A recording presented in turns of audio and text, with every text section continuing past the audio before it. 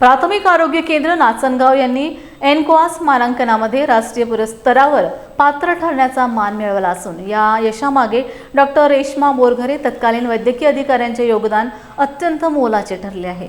सदर माजी वैद्यकीय अधिकाऱ्यांनी त्यांच्या कार्यकाळात डॉक्टर अदिती लांबट, आरोग्य सहाय्यक दिलीप उटाणे, श्याम जोशी यांच्या नेतृत्वाखाली पायाभूत सुविधा, स्वच्छता, सेवा वितरण, रुग्णाभिमुखता आणि नोंदवही व्यवस्थापन यामध्ये लक्षणीय सुधारणा करण्यात त्यांचे महत्त्वपूर्ण योगदान आहे।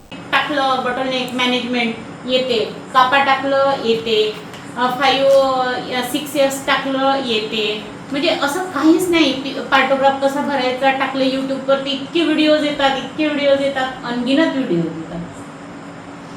तर आपल्याला काय घ्यायचं आहे आणि आपल्याला समाजाला काय द्यायचं आहे आणि आपल्या इन्स्टिट्यूटला काय द्यायचं आहे, कारण की या इन्स्टिट्यूटमुळे तुमची आयडेंटिटी आहे की नाही।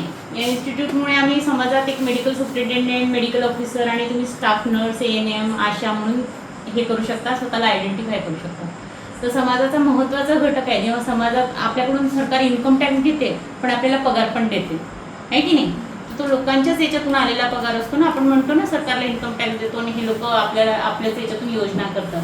तर तसं असते की आपल्याला देणं लागतं, प्रत्येक गोष्टीचं देणं लागतं।